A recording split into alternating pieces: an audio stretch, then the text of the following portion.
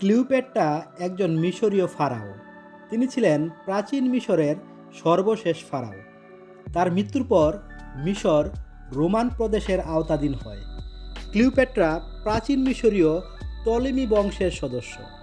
মহামতি আলেকজান্ডারের একজন সেনাপতি আলেকজান্ডারের মৃত্যুর পর মিশরের কর্তৃত্ব দখল করে এবং টলেমি বংশের গোড়াপত্তন করেন। এই বংশের বেশিরভাগ সদস্য গ্রিক ভাষায় কথা বলতেন এবং তারা মিশরীয় ভাষা শিখতে অস্বীকৃতি জানিয়েছিলেন। ক্লিওপেট্রা মিশরীয় ভাষা শিখেছিলেন এবং নিজেকে একজন মিশরীয় দেবীর পুনর্জন্ম হিসাবে আখ্যায়িত করেছিলেন। 18 বছর বয়সে মিশরের সম্রাজ্ঞী হলেন সপ্তম ক্লিওপেট্রা।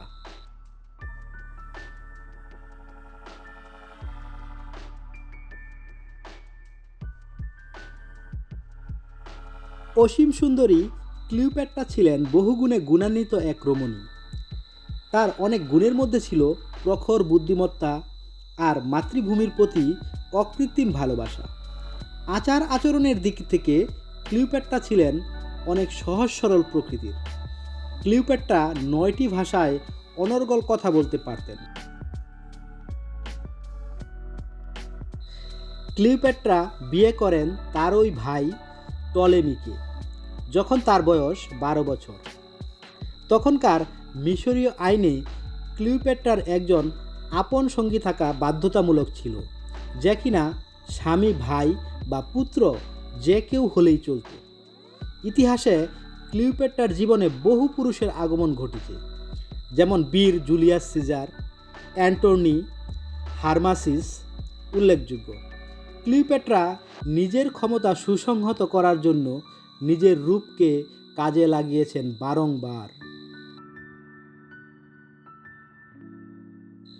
মৃত্যুকালে তার বয়স হয়েছিল 39 বছর।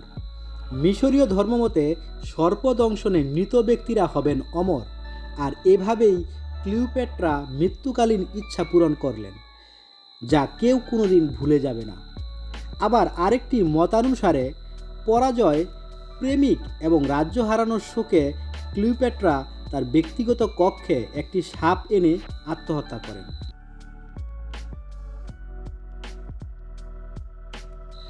ক্লিওপেট্রার এই ব্যক্তিত্ব, রূপ, গুণাবলীর কাহিনী সমগ্র আফ্রিকা, মধ্য এশিয়া ও ইউরোপ জুড়ে বিগত 2000-এরও বেশি বছর যাবৎ ঘরে ঘরে আলোচনার বিষয় হয়ে আছে। নাটক, থিয়েটার, গল্প, উপন্যাস, মডেলিং, চলচ্চিত্র, এমনকি মেয়েদের ব্যক্তিগত স্টাইল ও রূপচর্চার ক্ষেত্র দখল করে আছে ক্লিওপেট্রা। আর এভাবেই ক্লিওপেট্রা সর্বকালের সৌন্দর্যের শ্রেষ্ঠতম প্রতীক হয়ে আছেন।